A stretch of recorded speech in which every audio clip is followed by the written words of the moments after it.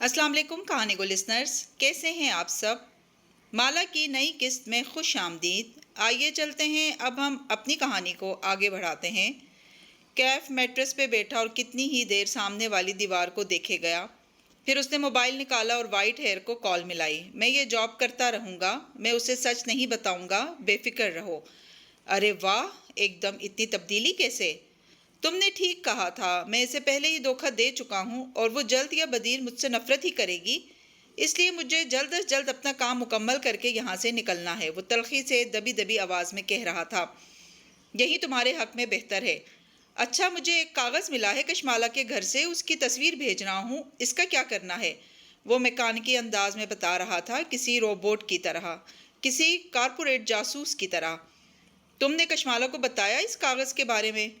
नहीं, मैं कशमाला मुबीन के लिए काम नहीं करता। मैं खुदगर्ज इंसान हूँ और मैं सिर्फ एक आदमी के लिए काम करता हूँ, और वो है माहिर फरीद। उसके अंदाज में खुद अपने लिए नापसंदीदगी थी। वो उसे कभी माफ़ नहीं करेगी और एक वक्त आएगा जब वो उससे नफरत करेगी। इसे अभी से खुद को इसके लिए, उस वक्त के लिए तैयार करना था। इस सुबह वो उठी तो ताज़ा दम महसूस कर रही थी। मोबाइल चेक किया और ज़ियाद की चैट देखी तो मुस्कुरा दी। उसने लिखा था कि वो शाम में उसे कॉल करेगा। ज़ियाद को इससे क्या काम हो सकता था। वो यही सोचते हुए सिंगार मेज़ के सामने आई और आईने में अपना अक्स देखा।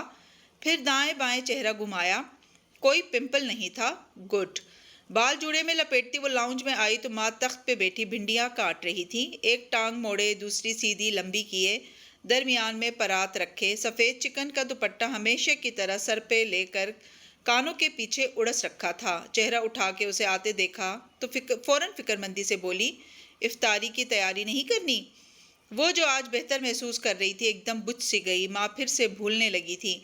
माँ भी सुबह के 10 बजे हैं और रमज़ान आने में अभी 6 दिन हैं। वो उनके साथ तख्त पे लेट गई, गाँव तकिए पे सर रख लिया और पहलू के बल करवट ले ली। फिर 2 उंगलियों से वो माँ की कलाइयों में मौजूद सोने की चूड़ियों को छेड़ने लगी। माँ ने इस बात को जैसे सुना ही नहीं।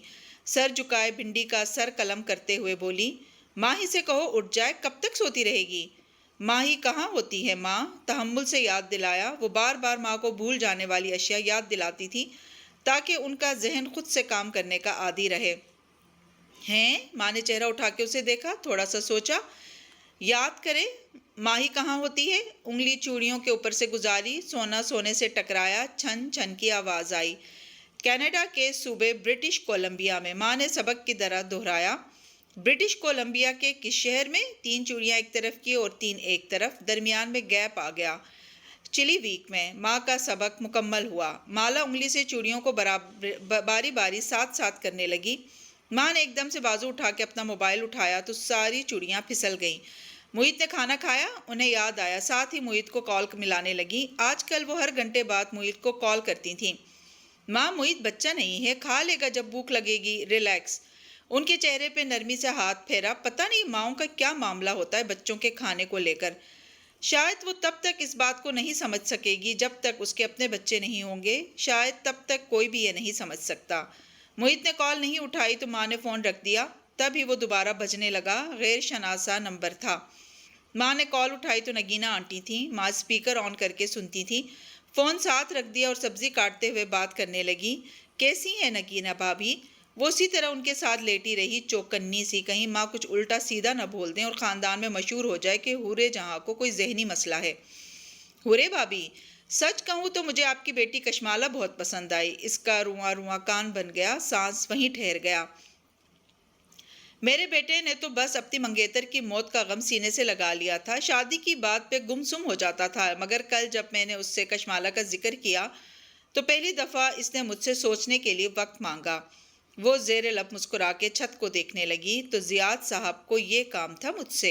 मेरे बस में हो तो मैं अभी कशमाला का रिश्ता लेने आपके पास आ जाऊं, लेकिन ज़ियाद बार बार कहता है कि मेरी और कशमाला की ज़िंदगी बहुत मुख्तलिफ है। कशमाला राज़ी ही नहीं होगी। खैर, होगा तो वहीं जो नसीब में लिखा है, लेकिन मैं तो बहुत खुश हूँ। पहली दफ़ा उसने इतने अरसे बाद इस पहलू पे सोचना शुरू किया है। नगीना आंटी हर माँ की तरह इतने पे ही खुश थीं। कशमाला की मुस्कुराहट मद्धम हुई। वह बगौर माँ के तासुरात देख रही थीं। वो हूँ हूँ करके सुन रही थी। इसे एहसास हुआ माँ के जहन में बात रजिस्टर नहीं हो रही। درمیان میں معید کی کال آنے لگی تو ماں نے کال کاٹ کے اس کی کال اٹھا لی۔ یہ بھی ایک نشانی تھی، ایک دم سے گفتگو ختم کر دینا یہ نارمل نہیں تھا۔ ان کو کسی نیورولوجسٹ کو دکھانے کی ضرورت تھی کہ ان کا ذہن کیوں ٹھیک سے کام نہیں کر رہا۔ اس شام کیف بیسمنٹ میں اپنے کمرے کے میٹرس پہ بیٹھا تھا، دیوار سے ٹیک لگائے اسکیچ بک پہ پینسل رگڑتا وہ کچھ بنا رہا تھا۔ بار بار چند لکیریں کھینچتا، پھر سبب پھاڑ کے مروڑ دیتا اور اسے دور اچھال دیتا۔ اس کا موڈ خراب لگتا تھا، عجیب بے چینی تھی۔ تبھی سلیم دروازہ کھٹکھٹائے بغیر اندر داخل ہوا۔ کیف نے فوراً سے اسکیچ بک بند کر دی۔ دستک تو دے دیا کرو یار۔ مگر سلیم کا چہرہ ایکسائٹمنٹ سے سرشار تھا، آنکھوں میں چمک تھی۔ کھانے کی ٹرے اس کے سامنے رکھی اور وہی میٹرس پہ بیٹھ گیا۔ پتہ ہے وہ جو مالا باجی کی دبئی سے آنٹی آئی ہیں نا، نگینا آنٹی، ان کے بیٹے کو مالا باجی پسند آئی ہیں۔ امی کہہ رہی تھی لگتا ہے رشتہ ہو جائے گا دونوں کا جلد۔ ملازمین کو ایسی باتیں کوئی نہیں بتاتا، وہ گھر کے ہر کونے میں موجود ہوتے ہیں، سوائے کام کا حکم سننے کے وہ ہر شے سنتے اور جذب کرتے جاتے ہیں اور پھر آپس میں ڈسکس کرتے ہیں۔ ان کے مالک ان کی بہترین گوسپ ہوتے ہیں۔ وہ چونک گیا، کمر سیدھی کی۔ نام کیا ان کے بیٹے کا؟ زید۔ سلیم نے دانت نکالے۔ اس تک خبر پہنچتے پہنچتے زیاد کا نام زید بن گیا تھا۔ اچھا، وہ زیاد، ٹال اور ڈارک۔ وہ خاموش ہو گیا، چہرے کے زاویے عجیب سے ہو گئے۔ اسکیچ بک بیگ میں رکھ دی اور لیپ ٹاپ اٹھا لیا۔ سلیم نے للچاتی نظروں سے اس کے لیپ ٹاپ کو دیکھا اور قریب ہو کے سرگوشی کی۔ کوئی فلم دیکھیں؟ سینما کھول رکھا ہے یہاں میں نے، جاؤ اپنا کام کرو، وہ ڈپٹ کے بولا۔ سلیم گڑبڑا کے پیچھے ہوا، پھر آنکھوں میں برہمی دوڑ گئی، ہوں کر کے اٹھا اور وہاں سے نکل گیا۔ کیف کچھ دیر لیپ ٹاپ پہ یوں ہی چند ٹیب کھولے بیٹھا رہا، پھر اسے بند کیا اور اسکیچ بک اٹھائے باہر آ گیا۔ ابھی عصر قضا نہیں ہوئی تھی، خوبصورت سی شام ہر سو پھیلی تھی۔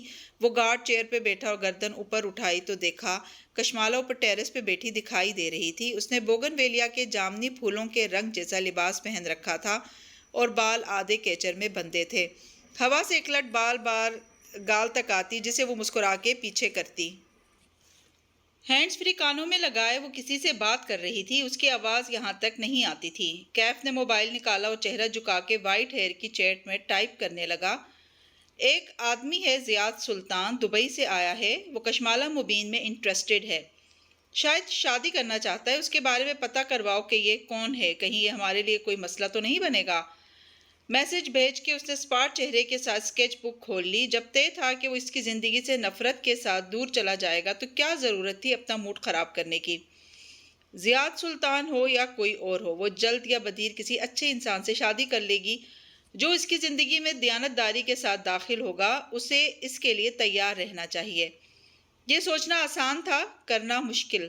مالا کی ماں نے درست کہا تھا، ہر انسان اس دنیا کا سفر کرتے ہوئے اپنے زوج کو تلاش کر رہا ہے، لیکن سب کی تلاش کامیاب نہیں ہوتی۔ اس نے ایک اور صفحہ پھاڑ کے جھنجھلاہٹ کے ساتھ مروڑ دیا۔ زیاد کا نام جب سے سنا تھا سارا موڈ برباد ہو گیا تھا۔ زیاد کی کال آئی۔ اوپر ٹیرس پہ بیٹھی مالا کے کانوں میں لگے ہینڈز فری میں ماہی پوچھ رہی تھی۔ اس نے نفی میں دائیں بائیں گردن ہلائی۔ ابھی تک تو نہیں، تم انتظار کر رہی ہو؟ ظاہر ہے مجھے سسپینس ہے، اب وہ دوسرا جوتا پھینک بھی دے۔ پتہ ہے کیا مالا، ماہی سوچ میں ڈوبی کہہ رہی تھی، مجھے زیاد جیسا آدمی تمہاری ٹائپ کا نہیں لگا کبھی، تمہیں نا ہمیشہ سے کسی اور طرح کا بندہ چاہیے تھا۔ اچھا، وہ ہنس دی، مثلاً کیسا؟ میں زیاد کو زیادہ نہیں جانتی، بس جتنا اسے سوشل میڈیا پہ فالو کیا ہے اس سے مجھے وہ کافی سنجیدہ سا لگتا ہے۔ زیاد سلطان اس وقت اپنے لاہور والے گھر کے کمرے میں بیٹھا تھا، میز پہ کتابیں پھیلائے وہ لیپ ٹاپ کے کی بورڈ پہ انگلیاں چلا رہا تھا۔ کافی کا بھاپ اڑاتا مگ ساتھ رکھا تھا، آنکھوں پہ ریڈنگ گلاسز لگائے ہوئے تھا، بال جیل لگا کے سیٹ کر رکھے تھے، سیاہ پینٹ پہ نیلی پولو شرٹ پہنے وہ کام میں مصروف دکھائی دیتا تھا، ہر وقت کام میں گم رہنے والا۔ دفتن زیاد کی انگلیاں تھمیں، اس نے گردن گھما کے اپنے موبائل کی بجھی ہوئی سیاہ سکرین کو دیکھا، اس کے لبوں پہ مسکراہٹ بکھر گئی۔ چند لمحے وہ سوچتا رہا، وہ رائٹر ہے اور گہری فلسفیانہ کتابیں پڑھتا رہتا ہے۔ زیاد نے کچھ دیر سوچنے کے بعد موبائل اٹھا لیا اور گلاسز اتار کے سائڈ پہ رکھ دیے، پھر پیچھے کو ٹیک لگا لی۔ اس کے آس پاس کمرے کی دیواروں پہ اونچے بک شیلف دکھائی دے رہے تھے جو بے تحاشا کتابوں سے بھرے تھے۔ وہ بے باک اور کیئر فری سا نہیں ہے، بلکہ دھیمے مزاج کا، سوچ سمجھ کے بولنے والا لگتا ہے۔ کشمالہ کے نام کی چیٹ کھول کے وہ چند لمحے سوچتا رہا، بار بار کال بٹن کی طرف انگلی بڑھاتا، پھر رک جاتا اور کھڑکی سے باہر دیکھنے لگتا۔ جہاں شام کی مدھم روشنی میں نیم منور سا لان دکھائی دے رہا تھا۔ گہری باتیں کرنے والا سادہ سا انسان۔ اس نے ایک میسج لکھا اور سینڈ کا بٹن دبا دیا۔ بس ایک فقرہ، لمبی چوڑی بناوٹی تمہید کے بغیر۔ وہ عمر میں تم سے 1-2 سال ہی بڑا ہوگا، مگر وہ تمہارے مقابلے میں زیادہ ہی سنجیدہ لگتا ہے مجھے۔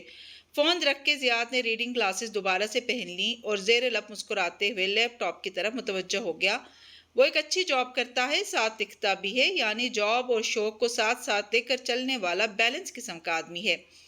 زیاد ٹائپ کرتے ہوئے گاہے بگاہے ایک نظر بجھے ہوئے موبائل پہ ڈال لیتا، جیسے اسے کشمالہ کے جواب کا انتظار تھا۔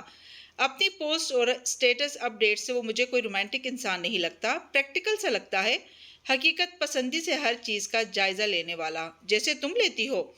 میرا رشتہ نہیں ہو رہا یہاں، ہم تمہاری بات کر رہے ہیں۔ وہ برا مان گئی۔ مالا ہنس دی۔ ہاں، مجھے بھی زیادہ سنجیدہ اور پریکٹیکل سا لگا، لیکن تم نے یہ کیوں کہا کہ وہ میری ٹائپ نہیں ہے؟ میں بھی سنجیدہ اور پریکٹیکل ہوں۔ وہ انگلی پہ لٹ مروڑتے ہوئے نیچے نظر آتے لان کو دیکھتے ہوئے الجھی ہوئی سی کہہ رہی تھی۔ کیا ماہی مالا کو مالا سے زیادہ جانتی تھی؟ نہیں مالا، تم ایمبیشس ہو، تم ایک جگہ رک کے نہیں رہ سکتی، تمہیں آگے بڑھنے اور اونچے خواب دیکھنے کا شوق ہے۔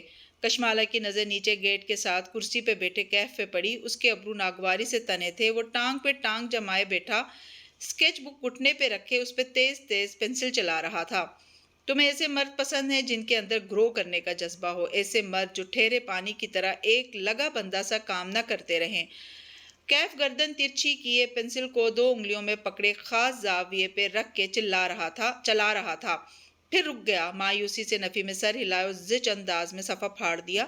تمہیں ایسا انسان چاہیے جو ناکام یا سست نہ ہو، بلکہ وہ اپنے کیریئر میں ترقی کر رہا ہو۔ کیف نے تھک کے اس پھٹے ہوئے صفحے کو دیکھا، پھر اسے مروڑ کے میز پہ اچھال دیا۔ وہ شدید مضطرب نظر آتا تھا۔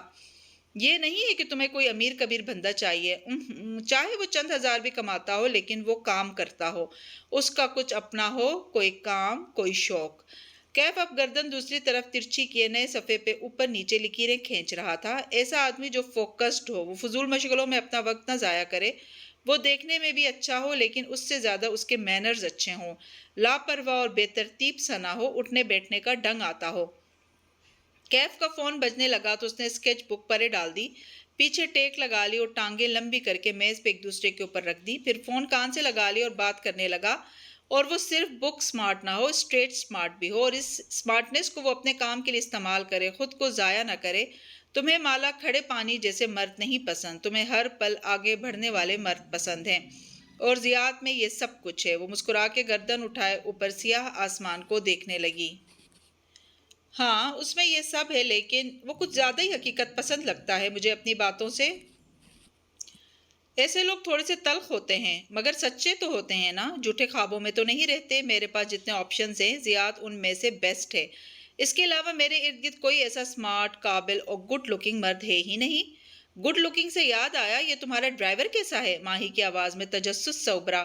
بخت بھی کہہ رہی تھی، شکل کا بہت اچھا ہے، بس زبان کافی لمبی ہے۔ شرم کرو، وہ میرا ڈرائیور ہو، تمہیں اچھی طرح پتا ہے کہ آواز آہستہ کی، وہ میرا گارڈ بھی ہے۔ ماہی نے افسوس سے گہری سانس لی۔ تم گارڈ کیوں ہائر کرتی ہو مالا، جب تمہیں اور مجھے اچھی طرح معلوم ہے کہ تمہارے پیچھے کون پڑا ہوا ہے؟ اور اچھا چھوڑو، ماہی نے بات پلٹی، جانتی تھی یہاں ان دونوں کی لڑائی ہو جانی تھی۔ یہ بتاؤ تمہیں وہ کیسا لگتا ہے؟ ڈرائیور ہی لگتا ہے بس۔ اس نے نیچے بیٹھے کیف کو دیکھا، وہ مدھم آواز میں کسی سے فون پہ بات کر رہا تھا، لبوں پہ مسکراہٹ تھی، اب وہ قدرے ریلیکس نظر آ رہا تھا۔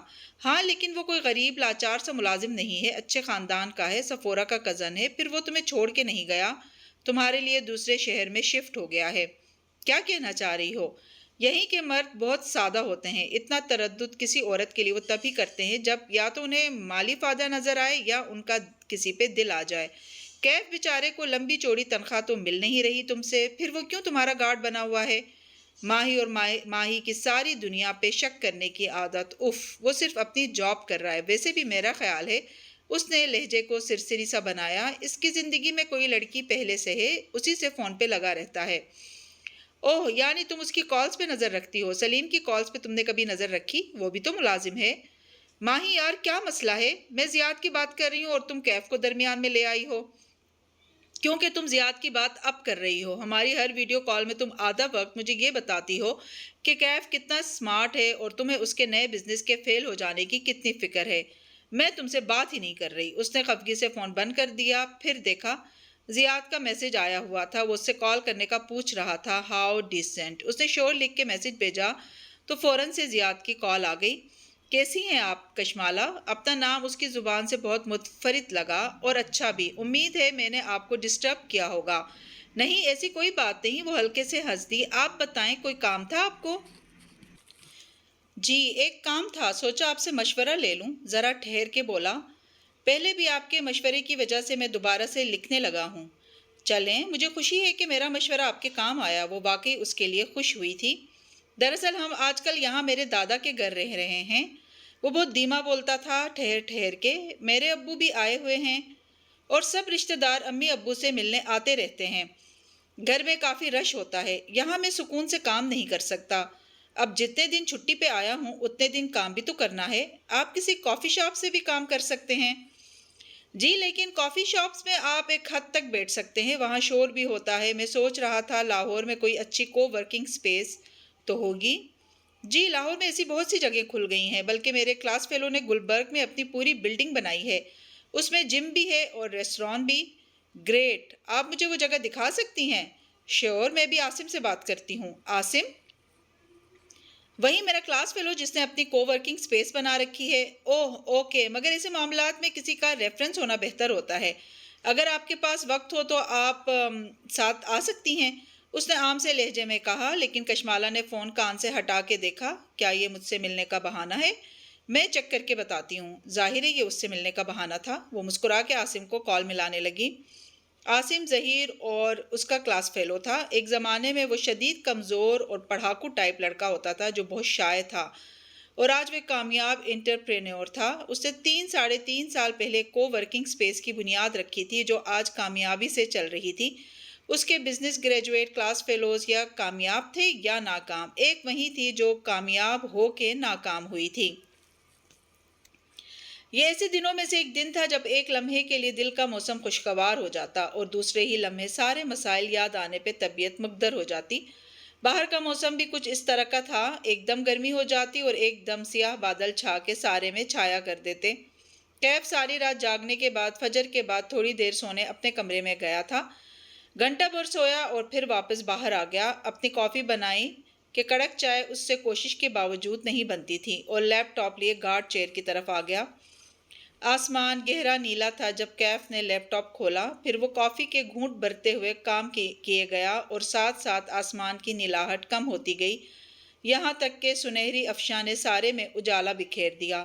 کوئی گھنٹے بھر بعد اس نے ذرا سا سستانے کے لیے لیپ ٹاپ بند کیا اور اٹھ کھڑا ہوا۔ تصویر ہاتھ میں پکڑے وہ یوں ہی گھر کی چاردیواری کا چکر لگانے لگا۔ عقاب جیسی آنکھیں اطراف کے گھروں کا جائزہ لے رہی تھیں۔ گیٹ کے قریب اس نے گردن اونچی کر کے باہر جھانکا۔ سب خاموش اور نارمل تھا، اور تبھی اس کی نگاہ گیٹ سے باہر گئی۔ ڈرائیو وے پہ خون گرا تھا۔ کیف اپنی جگہ ساخت ہو گیا، پھر تیزی سے گیٹ کھولا مگر باہر نہیں نکلا۔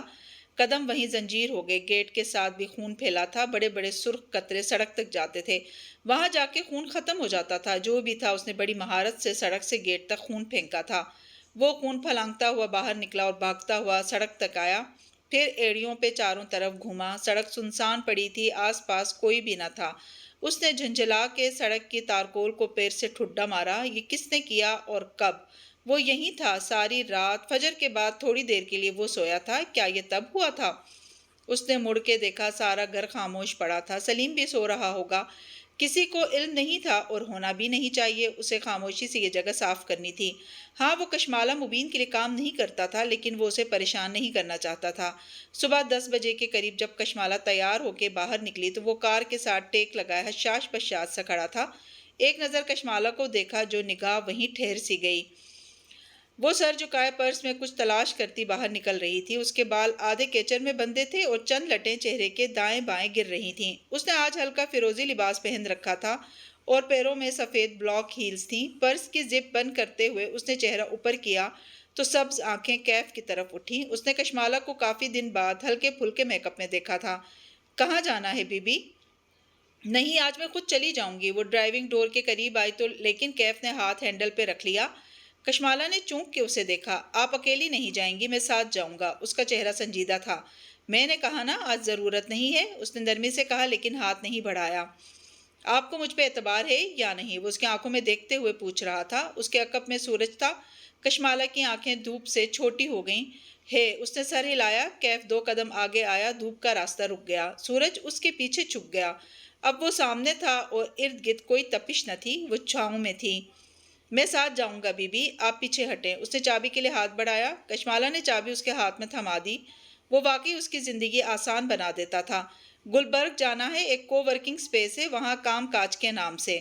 کیف ڈرائیو کرتا رہا اور وہ باہر دیکھتی رہی۔ لاہور عجیب شہر تھا۔ یہاں پنجاب کے بہت سے رنگ بکھرے تھے۔ اسلام آباد مختلف تھا۔ وہاں 3 کلاسز تھیں۔ 2 کلاسز عمرہ کی تھی اور تیسری لوئر مڈل کلاس یعنی عام لوگوں کی۔ عام لوگوں کی کلاس ہر جگہ نظر نہیں آتی تھی، البتہ عمرہ کی دونوں کلاسز ہر طرف چھائیں تھیں۔ ایک ایلیٹ کلاس شدید لبرل تھی اور دوسری ایلیٹ کلاس شدید مذہبی طبقے پہ مشتمل تھی۔ ایک ایلیٹ کلاس شدید لبرل تھی اور دوسری ایلیٹ کلاس شدید مذہبی طبقے پہ مشتمل تھی، جن میں اسکالرز اور پڑھے لکھے تبلیغی شامل تھے۔ یہ دونوں امیر کلاسز ایک ساتھ بڑھی ہوئی تھیں۔ اسلام آباد ایک بہت چھوٹا شہر ہے۔ وہاں کی ایلیٹ میں کوئی نہ کوئی کسی نہ کسی کا اسکول کلاس فیلو نکل آتا ہے۔ اسلام آباد کے ایلیٹ اسٹوڈنٹس عموماً ہائی اسکول سے امپورٹڈ ڈرگس، میتھ، آئس، ایکسٹاسی اور کینابیس پہ لگ جاتے ہیں۔ ان کے والدین ان کی ان عادات سے عموماً صرف نظر کرتے ہیں، کیونکہ وہ اپنے بچوں کو ایسے اسکولز میں اس لیے پڑھاتے ہیں تاکہ ان کے اسکول فیلوز کے والدین سے تعلقات بنا کے وہ فائدہ اٹھا سکیں۔ لاہور ایسا نہیں تھا۔ یہاں بہت سی کلاسز تھی۔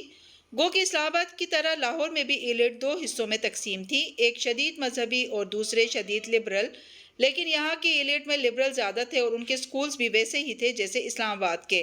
البتہ لاہور میں ایک بہت بڑا طبقہ دوسرے شہروں سے آنے والی فیملیز کا تھا جو اپنا معیار زندگی بہتر بنانے بڑے شہر آئے تھے۔ ان کی اکثریت کی گزشتہ نسل نے لاہور آتے ہی کیبل کلچر کو اپنا لیا تھا، کیونکہ وہ اپنے احساس سے کمتری دور کر کے لاہوریوں کے رنگ میں رنگنا چاہتے تھے۔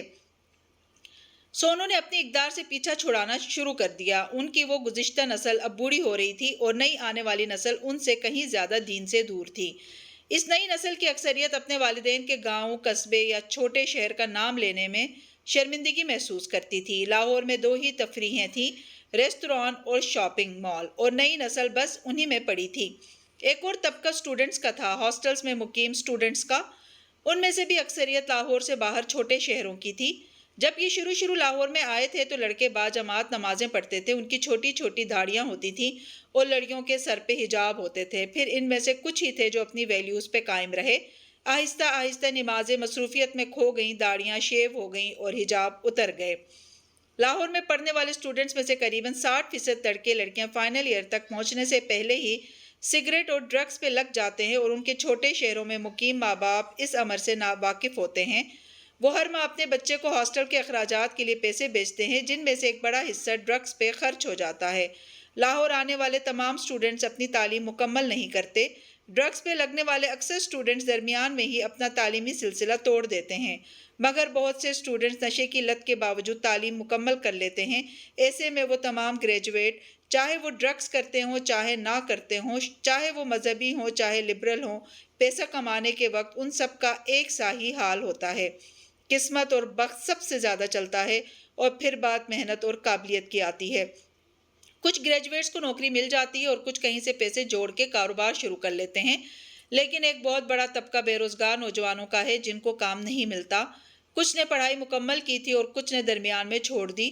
وہ نوکری کرنے کی اہلیت نہیں رکھتے اور کاروبار کرنے کے لیے ان کے پاس اگر سرمایہ ہے تو جگہ نہیں۔ یہ نوجوان نکمے یا سست نہیں ہوتے، ان کے پاس بس اتنے وسائل نہیں ہوتے کہ اپنے کام کو ترقی دیں۔ ان میں سے بہت سے ایسے ہوتے ہیں جن کے پاس آئیڈیاز ہوتے ہیں اور انہوں نے اپنا چھوٹا موٹا کام شروع بھی کر رکھا ہوتا ہے۔ کوئی آن لائن جاب کرتا ہے تو کوئی آن لائن بزنس۔ ان سب کا سب سے بڑا مسئلہ یہ ہوتا ہے کہ ان کے پاس کام کرنے کے لیے جگہ نہیں ہوتی۔ گھر میں کام کرنے سے سستی کا شکار رہتے ہیں، مگر آفس بنانے کا سرمایہ نہیں ہوتا۔ ایسے میں وہ اپنے کام کو ترقی کیسے دیں؟ ایسے لوگوں کے لیے ترقی یافتہ ممالک میں کو ورکنگ سپیسز بنائی جاتی ہیں، جہاں وہ کرائے پہ آفس فلور، سنگل آفس یا ایک سنگل ڈیسک بھی لے سکتے ہیں اور وہاں سکون سے بیٹھ کے اپنا کام کر سکتے ہیں۔ یہ کانسیپٹ پاکستان میں چند برس پہلے متعارف ہوا تھا اور جیسے جیسے آن لائن کام بڑھتا جا رہا تھا، یہ کانسیپٹ ترقی کرتا جا رہا تھا۔ جی تو کہانی کو لسنرز، آج کی قسط آپ کو کیسی لگی؟ امید ہے کہ پسند آئی ہوگی۔ کمنٹس میں اظہار ضرور کیجیے گا اور چینل پر نئے ہیں تو چینل کو سبسکرائب کرنا نہ بھولیں۔ شکریہ۔